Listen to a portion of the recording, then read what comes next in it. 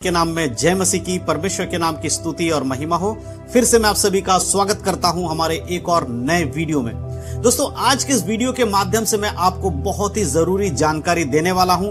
अगर आप प्रभु यीशु मसीह पे विश्वास करते हैं, आप एक विश्वासी हैं, आप चर्च जाते हैं, प्रार्थना करते हैं, बाइबल पढ़ते हैं, तो आज का वीडियो आपके लिए बहुत ही ज्यादा जरूरी होने वाला है। क्योंकि आने वाले दिनों में मेरे प्रियो रक्षाबंधन का त्योहार आ रहा है और रक्षाबंधन के ऊपर ये वीडियो मैं आज बना रहा हूं।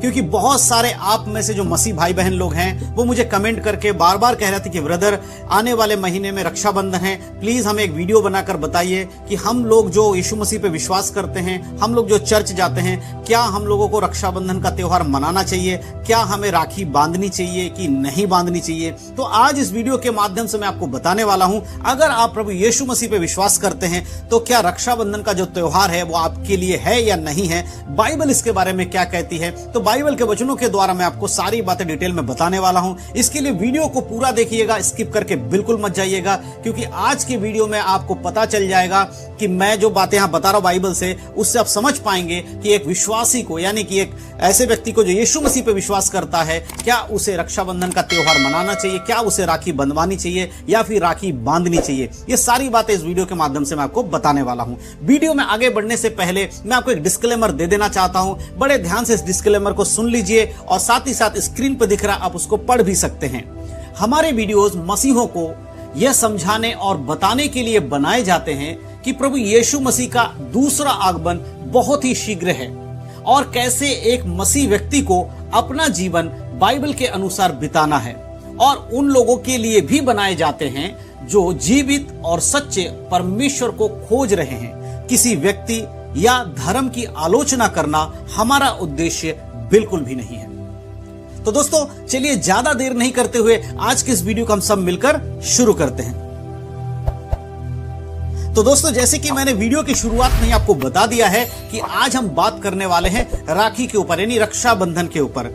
आने वाले समय में कुछ दिनों के बाद रक्षाबंधन आने वाला है और इस रक्षाबंधन में बहुत सारे ऐसे मसीह लोग भी हैं जो ये कंफ्यूजन में रहते हैं, क्या उन्हें रक्षाबंधन में राखी बांधनी चाहिए या बंधवानी चाहिए कि नहीं बंधवानी चाहिए। तो बहुत सारे मसीह भाई बहन लोग सोचते हैं कि हमें नहीं मालूम बाइबल में क्या लिखा है, क्या हम जो कर रहे हैं ये सही है या गलत है। तो इसीलिए आज मैं इस वीडियो के माध्यम से आपके सवालों का जवाब देने वाला हूं। ऑलरेडी मैंने इसके ऊपर पिछले साल भी और उससे पहले भी मैंने रक्षाबंधन के ऊपर वीडियोस बनाए हैं। अगर आपने उन वीडियोस को देखा होगा तो आपको पता होगा कि किस प्रकार से वचन के अनुसार हमें क्या करना चाहिए। अगर नहीं देखा है तो आप उस वीडियो को भी देख सकते हैं। साथ ही साथ अभी जो मैं वीडियो बना रहा हूं, इस वीडियो को भी आप पूरा देख लीजिए, फिर जाकर आप उन वीडियोस को भी जरूर देखिएगा, तो आपको और अच्छे से चीजों को समझने में आसानी होगी। तो मैं सबसे पहले एक बात आपको बता देना चाहता हूं। देखिए, एक व्यक्ति प्रभु यीशु मसीह पे जब विश्वास करता है तो क्या वो उसके जीवन में बदलाव क्या आते हैं। देखिए, कोई भी व्यक्ति जब यीशु मसीह पे विश्वास करता है या यीशु को अपने उद्धारकर्ता के रूप में ग्रहण करता है, तो ऐसा नहीं है कि वो व्यक्ति इस दुनिया से अलग हो गया है। इस दुनिया से अलग नहीं, इस दुनिया में रहते हुए वो इस दुनिया के जो रीति रिवाज है उससे अलग हो जाता है, उससे अपने आप को अलग करता है। क्योंकि मसीह यीशु ने हमें इस संसार के सदृश होने के लिए नहीं बुलाया है। जब आप यीशु मसीह पे विश्वास करते हैं, आप बाइबल पर विश्वास करते हैं, तो एक विश्वासी का कर्तव्य है कि वो बाइबल के वचन के अनुसार चले। क्योंकि यीशु मसीह जब स्वर्ग से दोबारा वापस आएंगे, दूसरा आगमन यीशु मसीह का होगा, तो वे लोग यीशु मसीह के संग स्वर्ग में जाएंगे जो उसके वचन के अनुसार जीवन जीते हैं, उसके वचन के अनुसार चलते हैं। तो मेरे प्रिय, सबसे पहली चीज तो हमें समझना होगा कि जब हम यीशु मसीह पे विश्वास कर लेते हैं और हम बपतिस्मा ले लेते हैं, जब एक व्यक्ति का बपतिस्मा हो जाता है तो वो पूरी रीति से संसार से हटकर वो मसीह में चलने के लिए अपने आप को सौंप देता है। जब कोई यीशु मसीह पे विश्वास कर रहा है या उससे पहले जब वो विश्वास नहीं करता था, तब उसका जीवन कैसा था कि वो संसारिक बातों में मन लगाकर चलता था, जो दुनिया करती थी वही वो करता था। और सबसे पहली बात यह है कि जब एक व्यक्ति मसीह में आ जाता है तब उसका स्वभाव बदल जाना चाहिए। बपतिस्मा लेने के बाद अब वो संसार के लिए नहीं है, अब वो मसीह के वचन के लिए है। मैं एक वचन आपके लिए पढ़ना चाहता हूं।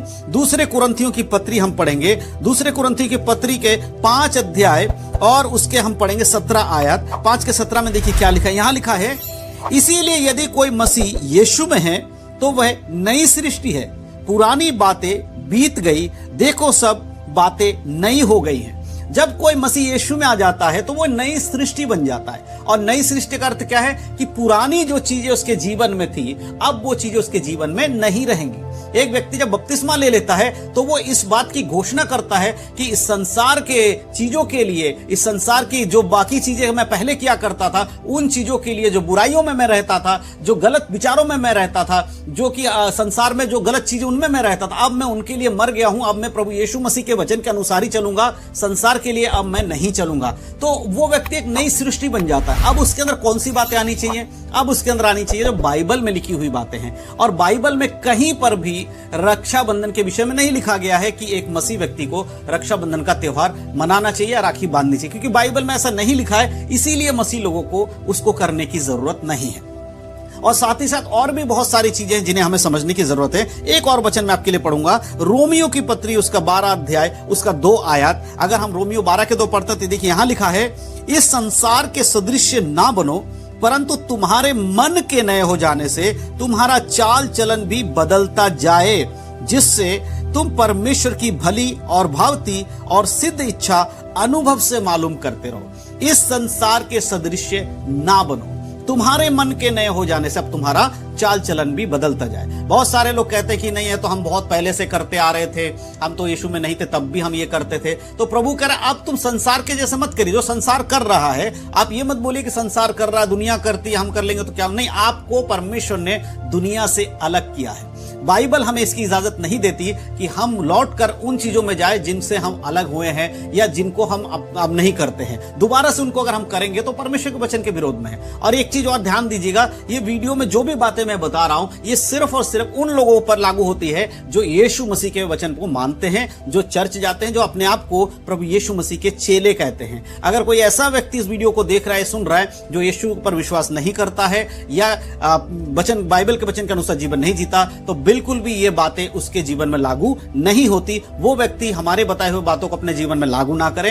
केवल वही व्यक्ति इन बातों को सुने और समझे और अपने जीवन में लागू करे जो कि प्रभु यीशु मसीह पर विश्वास करता है। क्योंकि ये वीडियो पूरी तरह से केवल और केवल विश्वासी लोगों के लिए, मसीह लोगों के लिए दिया गया है। इसीलिए वीडियो को देखने के बाद बहुत सारे लोग हमें कमेंट करेंगे, अलग अलग तरीके से गलत गलत बोलेंगे, तो आप लोग बिल्कुल भी ऐसा ना करें, क्योंकि ये वीडियो सिर्फ उन लोगों के लिए है जो यीशु मसीह पर विश्वास करते हैं। तो परमेश्वर का वचन अब आगे यही कह रहा है कि तुम संसार के सदृश नहीं बन सकते, तुम्हारे मन के नए हो जाने से तुम्हारा चाल चलन अब बदल जाना चाहिए। और साथ ही साथ परमेश्वर की भली और भावती इच्छा को अनुभव से मालूम करते हुए तुम्हें आगे बढ़ना है। मेरे प्रियो, रक्षाबंधन जब हम बात करते हैं तो ये एक तरीके से एक त्योहार है जो कि बाइबल में नहीं दिया गया है, बाइबल में ऐसा कहीं पर भी नहीं लिखा है। इसीलिए एक मसीह विश्वासी को क्या उसे रक्षाबंधन का त्योहार मनाना चाहिए, क्या उसे रक्षाबंधन के लिए राखी बांधना चाहिए या बंधवाना चाहिए? तो बिल्कुल नहीं, बाइबल इसकी इजाजत नहीं देती। बाइबल में कहीं पर भी ऐसा लिखा हुआ नहीं है। इसीलिए एक विश्वासी को ये सब करने की अब जरूरत नहीं है। साथ ही साथ एक बात आपको हमेशा ध्यान रखना चाहिए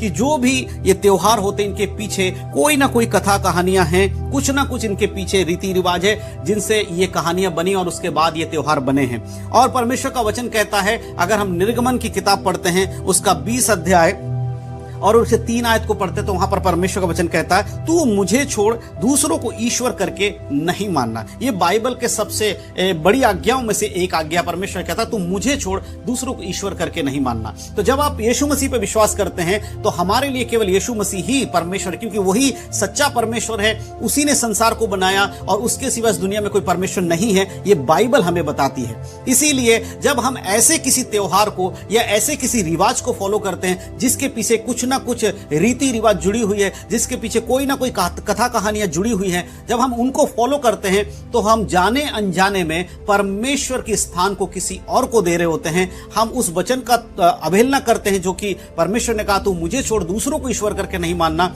अगर हम इस प्रकार के किसी त्योहार को करते हैं तो हम उसकी सहमति देते हैं और हम ये कहते हैं कि हम उनको भी मानते हैं जिनको दुनिया मानती है। हम अलग किए हुए लोग हैं, हमारे लिए प्रभु यीशु मसीह से बढ़कर और कोई नहीं है। इसीलिए जब हम कुछ और करते हैं तो हम इनडायरेक्टली परमेश्वर के स्थान का किसी और को देकर हम परमेश्वर के वचन का अवहेलना करते हैं। इसीलिए मेरे प्रियो, कंक्लूजन में अगर मैं आपको बताऊं, सीधे तौर पे मैं आपको बताऊं, तो एक मसीह व्यक्ति के लिए रक्षाबंधन का त्योहार मनाना जरूरी नहीं है, वचन में नहीं लिखा, इसीलिए हम ना मनाएं। और परमेश्वर इन बातों के विषय में हमें बाइबल में कुछ नहीं कहता, इसलिए हमारे लिए जरूरी नहीं है। तो अब क्या सवाल आता है कि क्या हम लोग रक्षाबंधन नहीं मनाएं, अपने घर में भी नहीं मनाएं? जी हाँ, एक अगर विश्वासी है तो उसको ऐसा नहीं करना चाहिए, उसे वचन के अनुसार जीवन जीना चाहिए। तो मेरे प्रियो, मैं विश्वास करता हूं कि वचन के आधारित आप समझ गए हैं, एक विश्वासी के लिए संसारिक बातों में मन लगाना जरूरी नहीं है।